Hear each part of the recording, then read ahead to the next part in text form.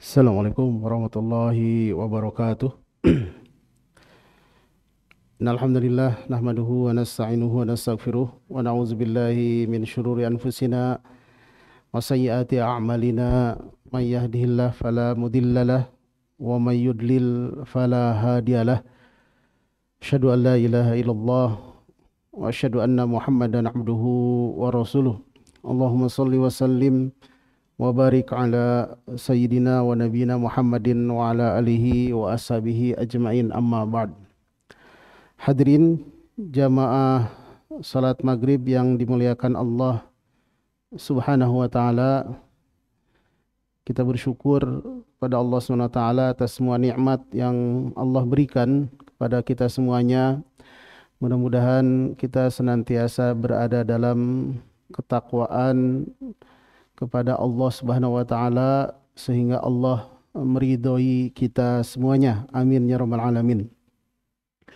Salawat serta salam kita berikan kepada baginda Rasulullah sallallahu alaihi wasallam, kepada keluarganya, sahabatnya, pengikutnya, pencinta sunnahnya, dan mudah-mudahan kita semua termasuk orang-orang yang mendapatkan syafaatnya di hari kiamat nanti. Amin ya rabbal alamin. Hadirin yang dimuliakan Allah subhanahu wa ta'ala, kita meneruskan kajian rutin kita, yaitu dari kitab Mukhtasar Minhajul Qasidin karangan ulama besar Ibnu Qudamah. Hari ini tema kita adalah berkaitan dengan haji, rahasia keutamaan dan hal-hal yang terkait dengan haji. Yang pertama adalah kata Ibnu Qudamah, yan bagi liman aradal hajj ayyabda'u bit taubah. Barang siapa yang hendak berangkat haji, hendaklah memulainya dengan bertaubat. Sebelum ke sini, haji itu adalah rukun Islam yang kelima ya. Kewajiban yang harus dipenuhi oleh seorang muslim, termasuk rukun Islam yang kelima bagi orang yang mampu. Mampu secara fisik, juga mampu secara finansial. Kalau fisiknya mampu tapi finansialnya belum mampu, maka tidak wajib. Sebagaimana kalau finansialnya mampu tapi fisiknya tidak memungkinkan untuk melaksanakan manasik haji, maka juga ditunggu sampai yang bersangkutan mampu secara fisik. Nah, kadang-kadang di kita itu suka ada menunda-nunda beribadah haji dengan alasan belum siap, belum sempurna, begitu kan. Padahal haji ini adalah kewajiban yang kadang-kadang kita lebih mendahulukan yang bukan kewajiban kita. Contoh misalnya, menyekolahkan anak ketika sudah berusia baligh, atau menikahkan, membuat haflah pernikahan yang begitu luar biasa, membutuhkan biaya yang banyak. Bagi seorang ayah itu bukan kewajiban, itu hanya ihsan saja. Ihsan itu adalah di atas kewajiban. Jadi ketika seorang anak dibiayai oleh orang tua kuliah S1 misalnya, atau S2, S3, maka itu adalah bentuk ihsan orang tua, bukan kewajiban orang tua. Ketika seorang anak mau nikah, oleh orang tua dikasih biaya misalnya sampai 50 juta, 100 juta, 200 juta, maka itu adalah bentuk ihsan orang tua kepada anak. Sebenarnya itu bukan kewajiban gitu ya. Kita tidak ada kewajiban sampai mengeluarkan uang sebegitu banyaknya. Nah, kadang-kadang di kita suka lebih mendahulukan yang ihsan daripada kewajiban. Haji itu adalah kewajiban, sedangkan membiayai tadi contohnya seperti pernikahan itu adalah ihsan. Maka dalam agama seharusnya kita mendahulukan yang wajib dulu itu. daripada kita mendahulukan yang ihsan. Karena kalau yang ihsan itu tidak dilakukan, kita tidak berdosa. Beda kalau kita tidak melaksanakan yang wajib, maka kita punya dosa. Karena itu maka haji itu adalah rukun Islam, kewajiban yang kita bisa menjadi prioritas. Kalau sudah punya rumah yang cukup untuk berteduh dan lain sebagainya, maka untuk beli rumah yang kedua itu bukan sesuatu yang prioritas. Kalau sudah ada kendaraan yang cukup, maka beli kendaraan kedua, ketiga itu bukan prioritas. Prioritaskan ibadah haji yang kalau kita sudah mampu secara finansial dan fisik, maka itu adalah kewajiban bagi kita semuanya. Dan perlu kita ketahui, orang yang haji itu tidak ada yang miskin gara-gara haji. Bahkan Allah pasti akan ganti. Jadi kalaupun kita harus keluar, misalnya kalau sekarang itu haji biasa itu berapa ya? 60 juta mungkin ya. Allah ganti itu. Yang hajinya misalnya OHNA plus 150 juta, insya Allah Allah ganti. Hadirin yang dimuliakan Allah SWT, persiapan yang sebelum berangkat haji itu yang pertama adalah bertaubat. Ini sangat penting karena memang taubat itu memudahkan kita untuk melakukan amal soleh. Kemudian mengembalikan hak-hak yang diambilnya secara zolim. Jadi sebelum berangkat haji kita pastikan tuh yang pernah kita melakukan kezoliman, ngambil uang atau apa gitu kan, ya kita berikan. Kita punya hutang, kita bayar, menjadi prioritas begitu ya. Sampai betul-betul kita sudah menyelesaikan semuanya. Kemudian menyiapkan nafkah bagi siapa yang harus dinafkahinya sampai dia pulang. Sebagaimana memberikan nafkah itu adalah kewajiban, maka dia juga harus menyiapkan.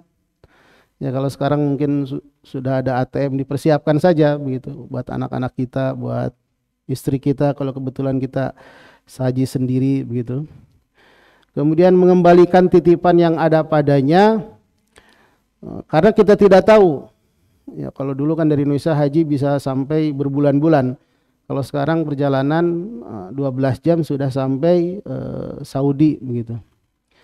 Jadi kalau dulu itu sudah betul-betul diikhlaskan orang yang pergi haji itu. Kemudian wa yastahibbu minal mal al halal ma yakfihi lidhihabin wa ruju'ihi min ghairi taqtir.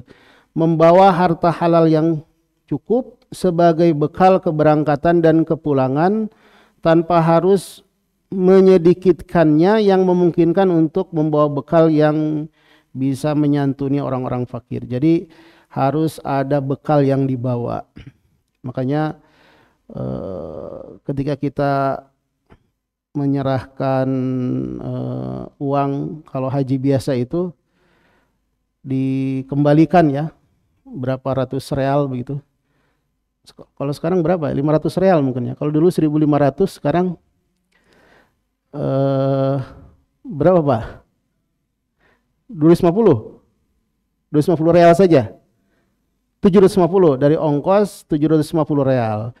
Jadi itu sebagai bentuk pemerintah kita, jangan sampai kita di sana nggak punya uang sama sekali, gitu ya. Jangan sampai di sana nggak punya uang sama sekali. Kalau di Madinah itu insya Allah dikasih makan. Kalau di Mekah yang terakhir saya kurang tahu update. Kalau dulu di Mekah itu sendiri ya. Kalau yang haji biasa itu harus kita kalau dikasih sekarang dimakan di Mekah dikasih makan juga. Berarti 40 hari dikasih makan. Alhamdulillah berarti kan. Jadi secara makanan kita sudah tersedia gitu ya, tersedia. Bekal harus bawa, termasuk kadang-kadang ada bekal-bekal yang kita berinfak pada saat ibadah haji. Jadi kadang-kadang kita juga berinfak, menemukan ada orang yang haji ternyata dia memang dapat musibah, misalnya hilang uangnya, maka kita berinfak. Atau yang betul-betul fakir miskin, kita berikan infaknya, dan itu adalah sebuah kebaikan. Bahkan kata Ibnu Qudamah, Wa yastahibbu ma yuslihu kasiwak wal mir'ah wal makhalah. Jadi hal-hal yang untuk kepentingan diri biar fisik ini bagus begitu ya. Bawa siwak, kalau sekarang sikat gigi ya, kemudian bawa sisir, cermin, botol celak. Nah, itu disunnahkan sehingga tetap kita dalam kondisi yang baik. Wa yatasaddaq bi syai'in qabla khurujihi. Dan bersedekah ya. Jadi perbanyak sedekah agar ibadah kita dimudahkan. Bahkan kalau kita sakit itu kan dawu mardokum bis shadaqah. Bentuk ikhtiar agar sembuh dari orang yang sakit itu salah satunya adalah sedekah. Sama mempermudah ibadah pun salah satunya adalah banyak sedekah begitu. Ya, kemudian kalau nyewa unta ini zaman dahulu ya, maka harus disampaikan tuh apa yang dibawa, jangan sampai memberatkan gitu, jangan sampai memberatkan. Ya kalau sekarang dibatasi ya, bagasi dibatasi 20 kilo sampai 30 kilo bagasinya mungkin ya, atau mungkin ada 40 kilo tergantung maskapainya lah, tergantung maskapainya dibatasi dan harus disesuaikan. Kemudian wayan bagi ayal tamisa rafiqan salihan muhibban lil khair mu'inan alaih. Ini yang penting nih. Hendaklah mencari teman seperjalanan yang soleh. Jadi pastikan kita bergabung dengan kelompok, dengan KBIH atau travel yang betul-betul ya orang-orangnya soleh begitu, yang mencintai kebaikan, membantu dalam kebaikan. Kalau dia lupa mengingatkan begitu ya. Kemudian kalau lagi haji itu kadang-kadang ada malasnya juga gitu kan. Diingatkan, ayo pergi berangkat ke masjid gitu. Semuanya diingatkan. Kalau sebelum subuh dibangunkan gitu, saling mengingatkan. Cari teman yang seperti itu gitu. Wal yu'ammir ar-rufaqa alaihim ahsanuhum khuluqan. Mengangkat pemimpin yang paling baik akhlaknya. Jadi di kita itu kan ada karo ya, ketua rombongan, ada ketua regu, ada karom, ketua rombongan, ada ketua kloter begitu ya. Ketua regu itu biasanya 12, ketua rombongan itu 50 ya, ketua kloter itu ya 1 kloter.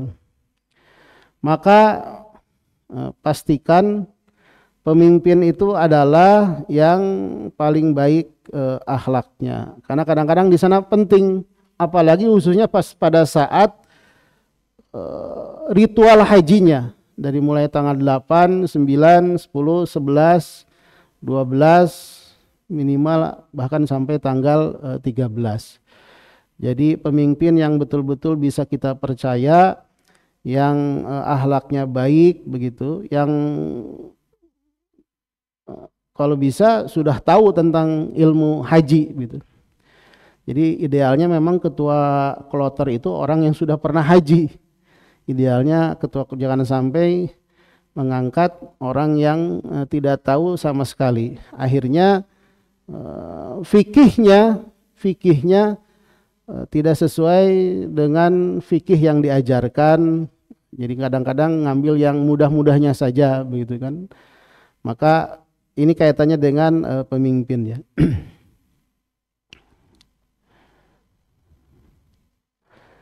Ya, bila seseorang dipuji oleh orang-orang yang berinteraksi dengannya berkaitan dengan harta dalam keadaan tidak safar dan dipuji rekan-rekannya dalam keadaan bersafar, maka janganlah kalian ragu akan kebaikannya. Jadi tabiat asli seseorang itu pasti akan muncul pada saat safar yang jauh ya, bukan safar yang dekat. Jadi kalau kita ingin tahu tabiat seseorang yang aslinya, nah itu muncul pada saat safar. Nah, pada saat haji itu kan 40 hari kalau haji biasa ya, belum perjalanannya. Nah, itu pasti muncul tuh akhlak-akhlak yang aslinya gitu kan, yang selama ini mungkin kita tidak tahu, pasti akan muncul. Nah, kalau pada saat safar itu orang ini akhlaknya baik, itu pada saat mukim pasti orang ini lebih baik. Pasti orang ini lebih baik. Jadi kata di sini, janganlah ragu, fala tasyukku fi sholahi, jangan ragu akan kebaikannya, kesolihannya. Jadi kalau pada saat safar dia mau membantu orang lain, mau berkorban begitu, mau menolong orang lain, tidak pernah mengeluh begitu, maka pasti orang ini ketika mukim jauh lebih baik. Jadi kalau tabiat kata Umar bin Khattab kan, untuk mengetahui seseorang baik atau tidak adalah salah satunya dengan safar.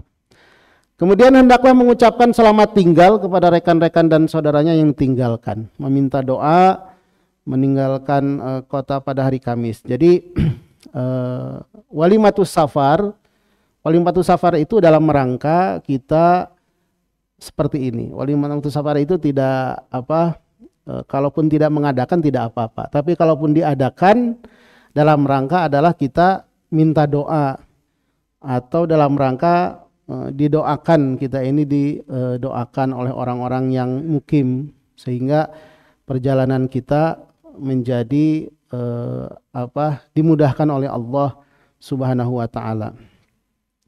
Kemudian pada saat berangkat baca doa, naik kendaraan baca doa begitu kan. Kemudian pada saat di sana pun baca doa gitu. Jadi kalau pada saat berangkat ya doanya adalah doa-doa yang masyhur ya, seperti misalnya orang yang mukim itu bisa berdoa kepada yang bersafar. Jadi kalau kita diundang walimatus safar atau ada orang yang mau bersafar kemana saja, tidak mesti haji ya, kita bisa doakan astaghfirullah dinak wa amanatak wa khawatima amalik, aku titipkan agamamu, amanahmu dan amal terakhir kepada Allah, menjadi husnul khatimah.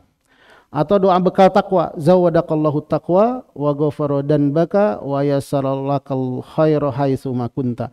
Semoga Allah membekali ketakwaanmu, mengampuni dosamu, memudahkan kebaikan untukmu di mana saja kamu berada. Jadi kita punya anak mau pergi mesantren, mondok, doakan ini nih, zawadakallahu taqwa wa ghafara danbaka wa yassarallahu laka wa yassaralakal khair haitsu ma kunta gitu. Ini sunnahnya seperti ini. Nah, orang yang mau berangkat haji juga mendoakan kepada yang ditinggal. Jadi kalau istri kita tidak berangkat haji atau anak-anak kita tidak berangkat haji, maka doakan astaudiukallah alladzi la tadi'u wada'i'u. Aku menitipkan kalian kepada Allah yang tidak mungkin disia-siakan. Jadi kita titipkan semua yang kita tinggalkan kepada Allah. Insya Allah pasti Allah akan menjaganya. Kita takut nih kalau kita pergi kemalingan nih, titipkan kepada Allah. Kita takut ada apa-apa dengan istri kita atau putra kita, titipkan semuanya kepada Allah.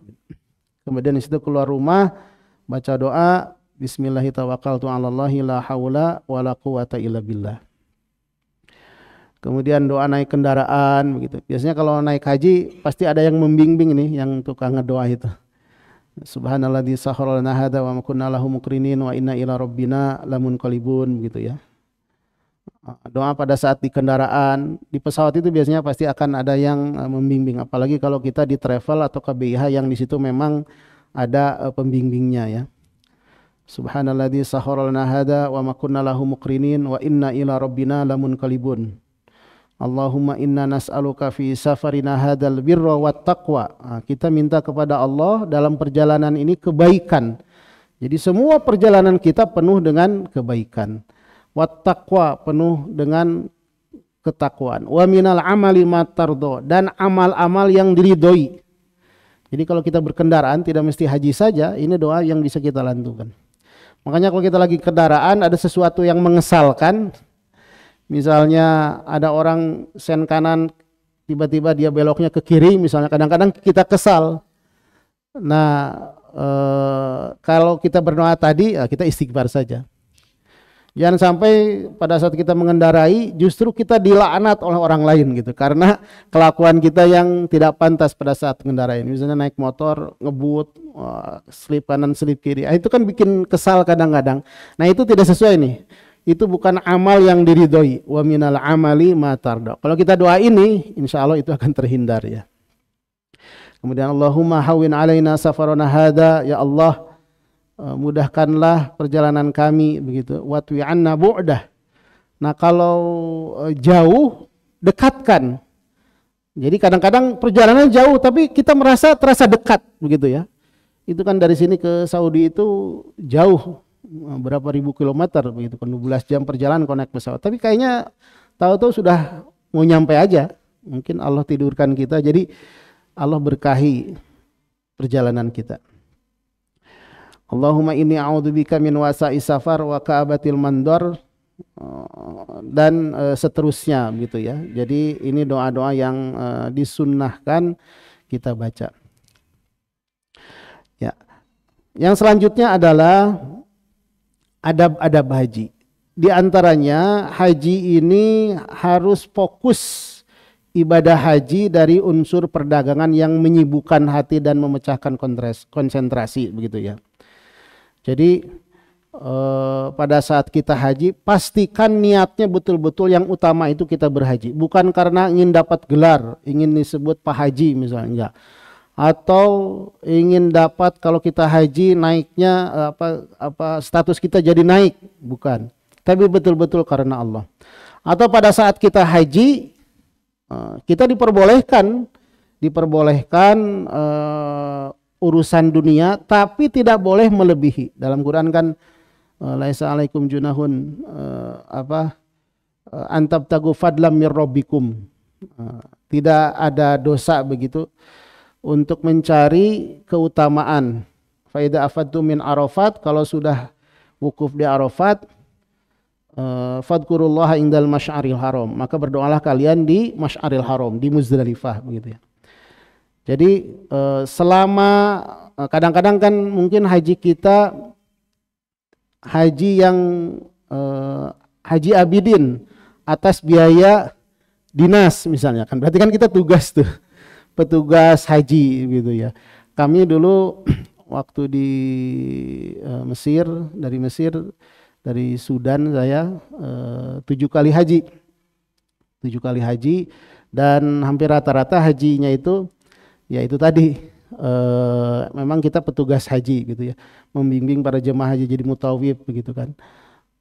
Nah, walaupun kita misalnya seperti itu, misalnya kita dokter nih diselipkan, jadi gratis diselipkan di kloter misalnya, setiap kloter kan harus ada dokternya atau setiap kloter harus ada pembimbingnya.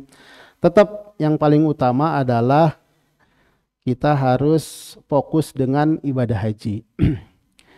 Jadi yang paling utama.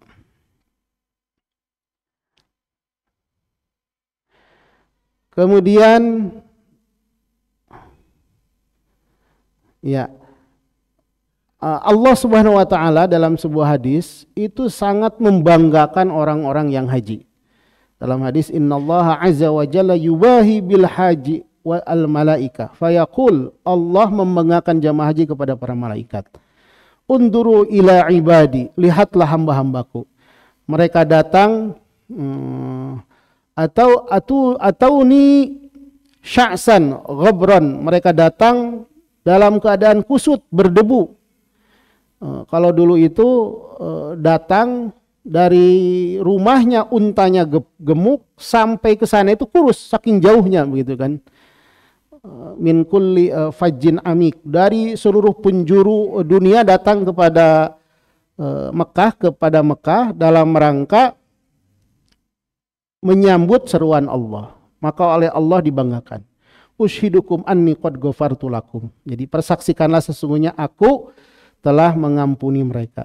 Jadi bagaimana orang-orang yang betul-betul jauh dari arah-arah yang tidak disangka, dari yang sangat terjauh, Allah banggakan. Nah, ini salah satu keutamaan orang-orang yang haji. Makanya keutamaan orang yang haji itu tidak ada balasan yang pantas kecuali dia mendapatkan surga Allah Subhanahu wa taala. Hadirin yang dimuliakan Allah Subhanahu wa taala, nah, setiap ritual ibadah haji itu mengandung peringatan yang harus kita ingat. Pada saat kita mengumpulkan bekal, kan harus ada bekal begitu ya, harus ada bekal mengumpulkan, harus ada bekal yang dibawa begitu. Maka kita ingat bahwa kita ini di dunia pun harus mengumpulkan bekal untuk akhirat kita. Kemudian pastikan bekal yang kita bawa itu tidak rusak dengan ria dan sum'ah. Kalau kita bawa bekal ternyata bekal itu basi, itu kan tidak berguna. Nah, orang yang melakukan ibadah di dunia itu karena ria atau sum'ah, itu sama seperti kita mau perjalanan bawa bekal tapi bekalnya sudah basi, maka tidak bisa dipakai di perjalanan gitu. Nah, ini juga menjadi perhatian gitu ya, perhatian bagi orang-orang yang mau berangkat haji.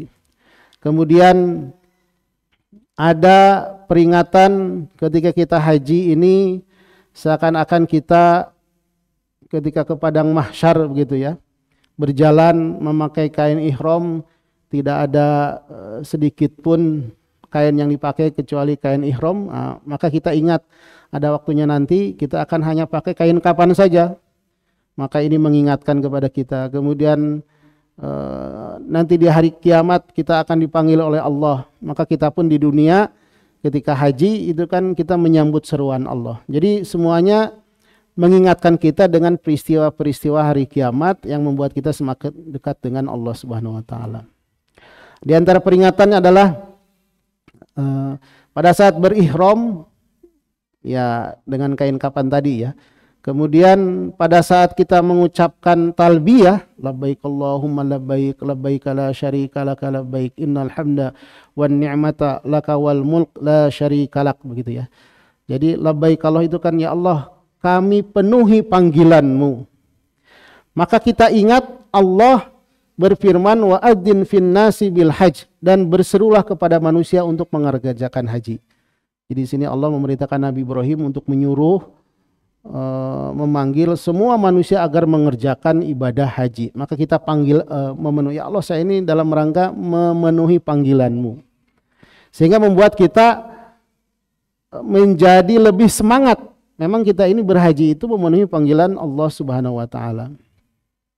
Kemudian selanjutnya adalah wal yash'adamul ijabah. Hendaklah takut kalau Allah tidak menerima ibadah kita. Kita berharap Allah menerima ibadah kita, dan saat yang bersamaan kita juga takut kalau ibadah kita tidak diterima, sehingga membuat kita tidak sombong gitu ya. Jadi ada dua hal, antara khauf, antara roja dan khauf begitu, harus seimbang. Ya. Kemudian yang lainnya adalah pada saat kita melihat Ka'bah, maka hendaklah meresapi keagungan dalam hatinya, bersyukur kepada Allah karena telah memasuki dalam rombongan tamu-tamunya, meresapi kebesaran tawaf di sekeliling karena tawaf adalah sholat gitu. Jadi pada saat kita lihat Ka'bah, maka harus sering-sering kita melihat, itu adalah anugerah Allah begitu. Allah akan turunkan as-sakinah, ketenangan kepada orang yang melihat Ka'bah. Kadang-kadang kalau kita tawaf kan capek gitu kan. Pada saat kita sholat di Masjidil Haram, usahakan tempat kita sholat itu bisa melihat Ka'bah, sehingga melihat Ka'bah itu adalah bentuk ibadah yang luar biasa, dan ada doanya begitu ya. Pada saat kita tawaf begitu, pastikan kita sedang sholat sehingga kita betul-betul khusyuk. Jangan sampai kita sholat, kita tawaf tapi sambil lihat kiri kanan gitu. Ya Allah, ini orang putih banget gitu kan, cantik banget. Ya Allah, orang ini kok hitam banget. Ya Allah, orang ini kok sehingga membuat kita tidak khusyuk. Kita pastikan pada saat kita tawaf itu seperti orang yang sholat, dan tawaf itu kan pengganti sholat. Semua bisa dilakukan, hanya saja kalau tawaf itu dia bisa berbicara gitu. Makanya kalau di Ka'bah di Mekah begitu, di Masjidil Haram di Mekah tidak ada tahiyatul masjid, adanya adalah tawaf kudum gitu. Penghormatan masjidnya adalah tawaf begitu. Pada saat mengusap Hajar Aswad juga seakan-akan kita meyakini berbaiat bahwasanya itu kepatuhan, tidak ada yang memadorotkan dari batu tersebut begitu ya. Jangan sampai kita juga gara-gara kita ingin mencium Hajar Aswad kita harus menzolimi orang lain, berarti sikut kanan sikut kiri begitu ya. Jangan sampai seperti itu. Pada saat berada di Ka'bah, jika memungkinkan kita memegang Ka'bah ya, kemudian memegang kiswahnya. Kalau sekarang kayaknya sudah agak susah ini sekarang itu. Sudah semenjak Covid itu kayaknya udah dibatasi. Kalau zaman dulu kita masih beda. Kita memeluk Ka'bah, kita berdoa kepada Allah Subhanahu wa taala begitu ya. Kalau memungkinkan antara Hajar Aswad dengan pintu Ka'bah itu mustajab begitu. Kalau tidak mungkin di mana saja. Sambil kita berdoa kepada Allah agar memberikan keamanan bukan hanya di dunia saja tapi di akhirat nanti, di hari kiamat nanti yang penuh dengan luar biasa, kejadian yang luar biasa. Kita berharap lindungan Allah sebagaimana Allah berikan. Jadi orang-orang yang berlindung di bawah Ka'bah itu dilindungi ya, dilindungi. Pada saat kita sa'i dari Safa ke Marwa, maka kita renungkan ada 2 daun timbangan dan posisinya di padang mahsyar. Jadi hilir mudik, Safa Marwa gitu kan. Safa Marwa itu kan 1 putaran. Balik lagi ke Safa 1 putaran gitu kan. Ada sebagian jemaah haji yang karena nggak paham fikihnya, dia dari sa'i dari Safa ke Marwa, balik lagi ke Marwa, dihitung 1 putaran gitu kan. Sehingga di ujungnya dia berakhir di Safa. Padahal kalau hitungannya benar dia berakhirnya di Marwa. Rupanya dia ngitung 1 putaran itu Safa Marwa, Marwa Safa 1 putaran. Padahal dari Safa ke Marwa 1 putaran itu sekitar 500 meter ya, setengah kilo gitu. Jadi kalau 7 putaran itu 3 kilo setengah. Nah pada saat itu bolak-balik kita bayangkan di hari kiamat nanti. Kemudian pada saat wukuf di Arafah, manusia banyak berdesak-desakan gitu. Bagaimana mereka berbeda, bahasanya berbeda. Nah, maka kita ingat di hari kiamat nanti ada padang mahsyar yang semua manusia dari awal sampai akhir dikumpulkan, dan seperti itulah pasti akan terjadi. Nah, kita ini kan semuanya pasti akan mati, akan dikumpulkan. Kita bayangkan seperti itu. Kemudian pada saat melempar jumroh, betul-betul diniatkan hanya menjalankan perintah, memperlihatkan kerendahan dan penghambaan, hanya sebatas menjalankan tanpa ada ambisi dari dalam jiwa gitu. Jangan sampai ada perasaan wah ini saya ngebalas ke setan misalnya. Ya kita melempar jumrah itu bentuk ta'abudi. Batunya pun ditentukan kan. Batunya itu batu kerikil yang seperti kotoran kambing. Jadi nggak boleh bawa batu sebesar gini gitu, nggak boleh. Kotoran kambing itu ya, kalaupun ternyata lemparan kita kena kepada orang lain tidak menyakitkan gitu ya. Jadi kita melempar jumroh itu dalam rangka menjalankan perintah Allah. Kemudian yang terakhir, pada saat kita ke Madinah, maka kita bayangkan bagaimana kota ini tempat hijrah Rasulullah SAW, tempat keluar masuk Rasulullah.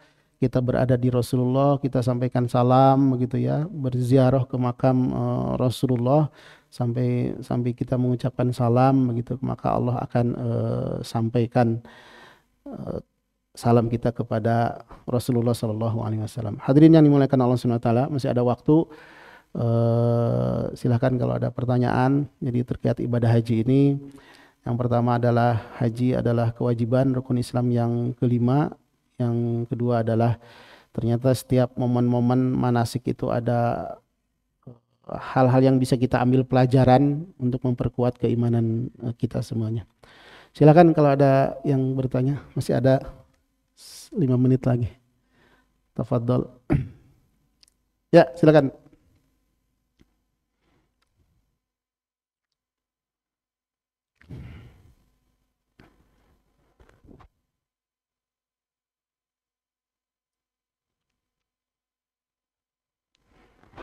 Ya, jika apa namanya kita mau berangkat haji, Ya, sementara tetangga atau orang di kampung kita ada yang membutuhkan apa namanya makan atau membutuhkan dana gitu ya. ya, Apakah kewajiban haji kita itu tetap wajib dilaksanakan gitu maksudnya? ya. Yang pertama, jika memungkinkan kita kalau harta kita cukup ya kita membantu begitu ya, membantu sekemampuan kita begitu ya, sekemampuan kita. Tetapi kalau punya keterbatasan misalnya, apalagi sudah waktunya kita berangkat haji dan momennya kadang-kadang tidak datang setiap tahun misalnya sudah nunggu dan kita perkirakan kita pulang haji pun bisa ngebantu ya. Kalau hanya bantuannya mungkin tidak besar ya saya kira bisa dilakukan secara bersamaan ya. Tapi kalau eh, membantunya eh, apa membantunya ternyata sampai kita tidak bisa berangkat haji, maka kita perlu pertimbangan. Yang pertama adalah kalau itu haji pertama, itu kan kewajiban tuh, kewajiban. Artinya kalau tergantung tetangga yang dibantu nih, tetangga dibantu nih, apakah kita punya kewajiban dalam arti kalau kita tidak membantu itu berdosa begitu ya statusnya begitu. Nah kalau haji pertama itu ya kita tetap berangkat ya karena haji itu wajib. Auliyawatnya haji itu adalah berangkat. Tapi kalau misalnya memang itu haji kedua atau umroh yang kita bisa bisa kita tunda misalnya, maka membantu saudara kita tentu lebih utama. Dan itu ulama-ulama zaman dahulu ada mereka berangkat haji, tiba-tiba di tengah jalan mereka menemukan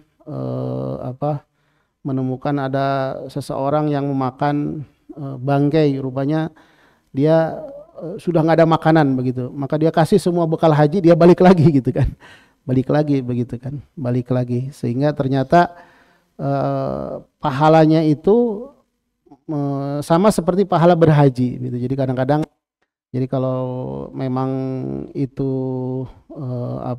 bukan haji pertama ya kita bisa membantunya. Cuman kan kalau haji itu kan kadang-kadang sudah dibayarkan dan lain sebagainya. Mau tidak mau kita harus berangkat begitu kan. Artinya kalau yang sudah terbayar itu kadang-kadang nggak bisa kembali. Jadi kita tetap harus berangkat. Paling mungkin bekal mungkin ya. Kan kalau haji itu tidak mungkin dibatalkan ya, dibatalkan kecuali kalau meninggal ya. Bahkan yang meninggal pun bisa diturunkan kepada keluarga yang lain ya. Misalnya suaminya meninggal bisa diturunkan kepada anak. Jadi tergantung sikon pertama kalau keberangkatan haji pertama ya tetap berangkat haji dan tergantung kebutuhan tetangga tersebut apakah kebutuhannya sangat mendesak yang kalau kita tidak bantu meninggal dunia begitu ya. Kalau memang harus dibantu mendesak sampai dia meninggal dunia ya kita harus bantu juga, harus bantu juga. Wallahu alam ya. Alam.